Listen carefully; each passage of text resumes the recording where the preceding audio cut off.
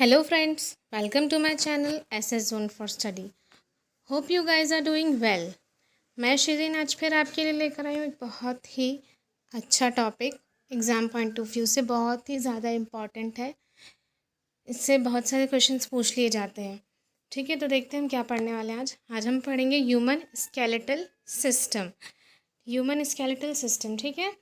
तो इसमें हम देखेंगे कि कौन से क्वेश्चंस पूछ सकते हैं, किस तरह से क्वेश्चंस फ्रेम होते हैं, बोन्स के नाम, कौन कौन सी बोन्स के नाम क्या है, कहाँ पर कौन सी बोन प्रेजेंट है, या फिर स्मॉलेस्ट बोन पूछ लेता है कभी कभी, सबसे छोटी हड्डी हमारी बॉडी की, या फिर कभी कभी पूछ लेते हैं बिगेस्ट बोन बता दो।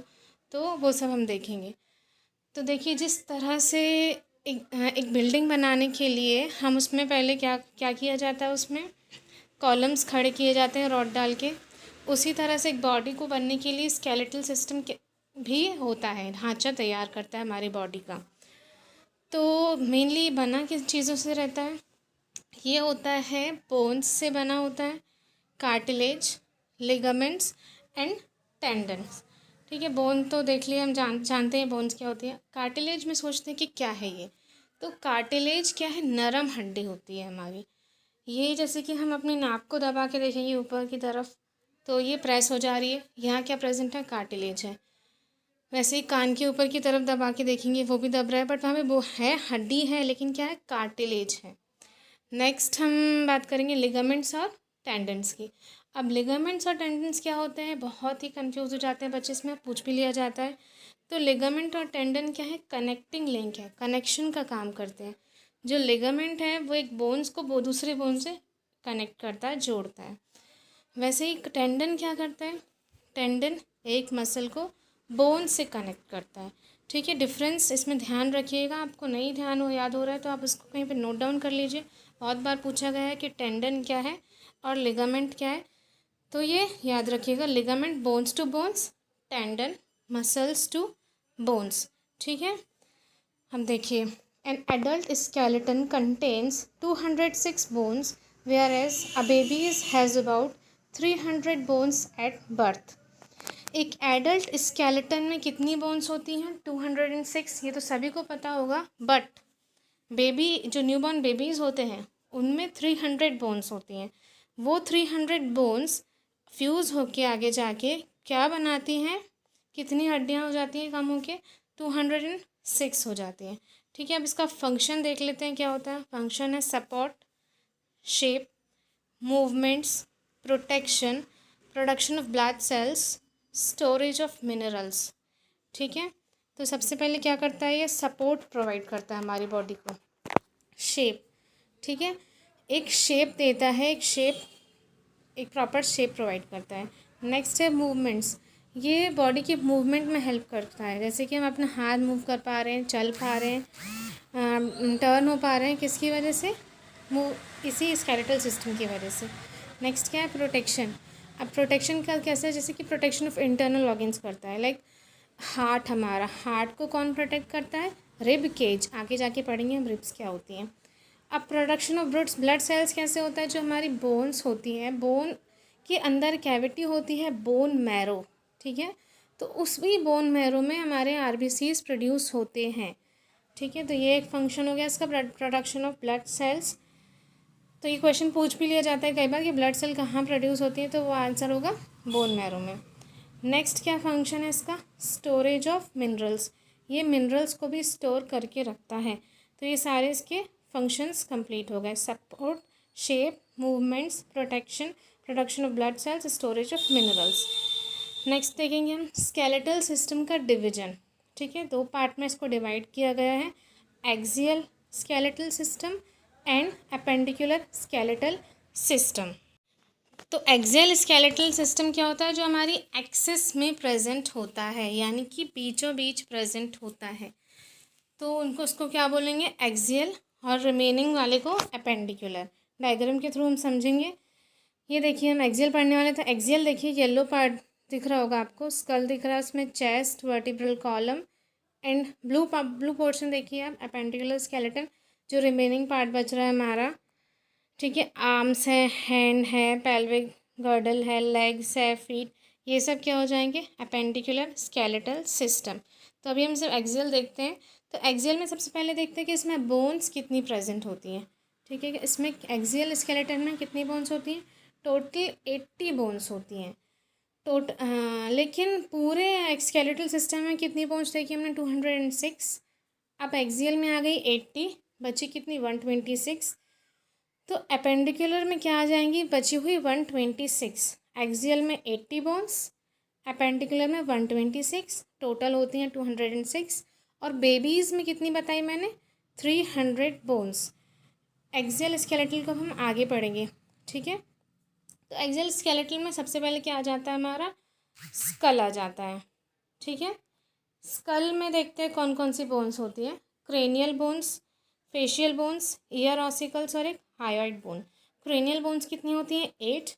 फेशियल बोन्स होती हैं 14, ईयर ऑसिकल्स 6 और एक होती है क्या, हायोइड बोन। ठीक है, कितनी हो गई ये मिलाकर, वो हम नेक्स्ट आगे देखेंगे बाद में। स्कल देखिए क्या करता है, स्कल का फंक्शन फॉर्म्स करता है, forms head in the human body. Human body का हेड फॉर्म करता है। Supports the structure of face, हमारे फेस के स्ट्रक्चर को सपोर्ट करता है। Forms cavity for the brain, brain के लिए कैविटी बनाता है और प्रोटेक्ट करता है ब्रेन को इंजरी से। जैसे कि हमने देखा कि स्केलेटल सिस्टम का क्या काम है, प्रोटेक्शन। तो क्या कर रहा है ये, प्रोटेक्ट्स ब्रेन फ्रॉम इंजरी। अब देखते हैं हम क्रेनियल बोन्स। सबसे पहले स्कल के अंदर क्रेनियल बोन्स कितनी होती हैं, तो क्या कितनी होती हैं, 8 होती हैं। Occipital, temporal, parietal, sphenoid, ethmoid और फ्रंटल। ठीक है, टेम्पोरल और पैराइटल दो दो, बाकी सारी कितनी, एक एक। ठीक है, ऑक्सीपिटल एक, स्फिनॉइड, इथमॉइड और फ्रंटल एक एक। अब हम डायग्राम के थ्रू एक बार और फिर से देख लीजिए। Cranial bones, frontal, parietal, sphenoid, ethmoid और टेम्पोरल। अब फेशियल बोन्स देखेंगे।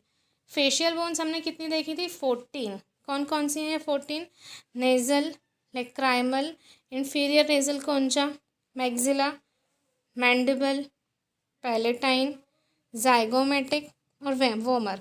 अब 14 फेशियल बोन्स हो गए, लेकिन इतनी सारी याद कैसे करेंगे, तो देखिए एक ट्रिक है, नेक्स्ट स्लाइड में देखेंगे। My mouth's palate never liked zucchini in vinegar. My से मैंडिबल, माउथ से maxilla, palate palatine, never, nasal, liked lacrimal, zucchini, zygomatic, in inferior nasal concha, vinegar, vomer. ठीक है, तो इस तरह से ये मैंडिलम, मैक्सिबल, mandible, maxilla, palatine, nasal, lacrimal, zygomatic, inferior nasal concha and vomer, ये सारे 14 फेशियल बोन्स हो गए। नेक्स्ट आते हैं क्या, देखिए हमने भी पढ़ी 8 क्रेनियल बोन्स, 14 पढ़ ली फेशियल बोन्स। 14 + 8, 14 + 8 कितनी हो गई, 22 हो गई। नेक्स्ट पढ़ेंगे ईयर ऑसिकल्स, कितने होते हैं, 6। ईयर ऑसिकल्स कौन कौन से होते हैं, बेलियस, इनकस और स्टेप्स। ये देखिए लेफ्ट और राइट ईयर के देखिए हैं 3-3, ठीक है ना, तो होगा टोटल 6। ठीक है, लेफ्ट ईयर में और राइट ईयर में 3-3 मिला के हो गए 6, 3 पेयर्स। ठीक है, अब इसमें क्वेश्चन कैसे पूछ लेते हैं, स्मॉलेस्ट बोन पूछ लिया अगर बॉडी की, तो कौन सी है स्मॉलेस्ट बोन, स्टेप्स है। ठीक है, और नेक्स्ट अगर घुमा के पूछेंगे कि हमारी बॉडी की सबसे स्मॉलेस्ट बोन कहाँ प्रेजेंट होती है, देखिए अभी ये नहीं पूछ रहे हैं कि कौन सी बोन, कौन सी पूछते तो स्टेप्स आता, लेकिन अभी पूछ रहे हैं कि कहाँ प्रेजेंट होती है।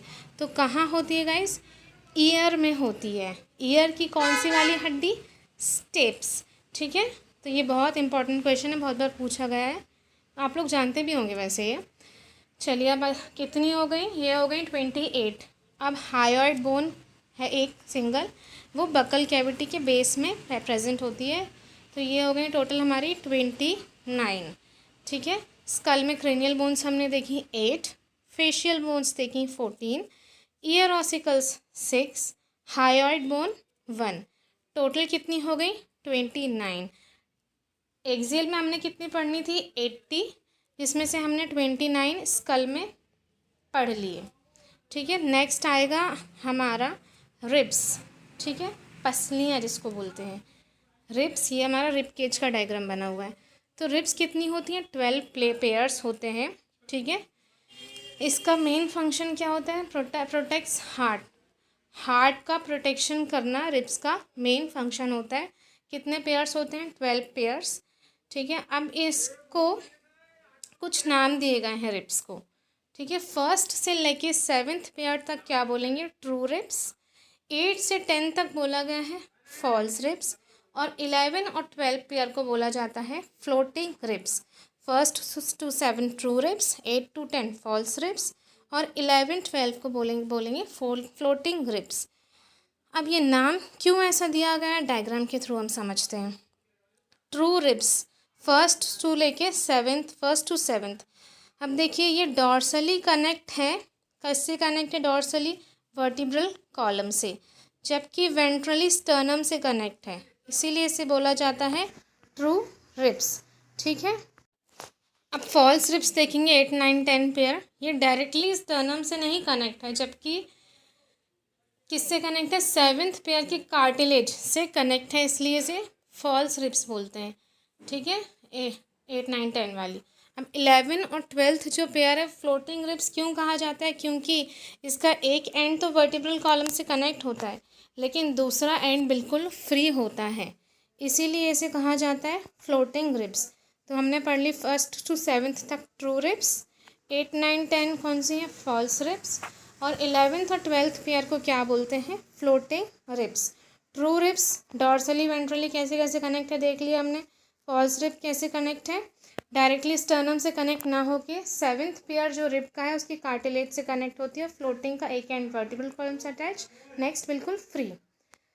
नेक्स्ट अब हम पढ़ेंगे स्टर्नम क्या होती है। इसको चेस्ट बोन भी बोला जाता है, ये एक होती है, ठीक है। स्टर्नम स्कल में पढ़ ली 29, और ये पढ़ ली हमने रिब्स। अब एक स्टर्नम, नेक्स्ट आता है वर्टिब्रल कॉलम।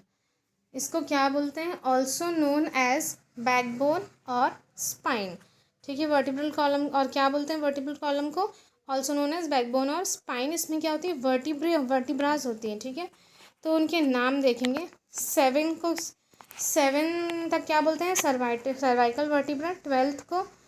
12 तक थोरेसिक, 5 होती हैं लंबर, और एक सैक्रम, एक कोसिक्स। 7 सर्वाइकल वर्टिब्रा होती है इसमें, 12 thoracic vertebra, 5 lumbar vertebra, 1 sacrum and 1 coccyx, ठीक है।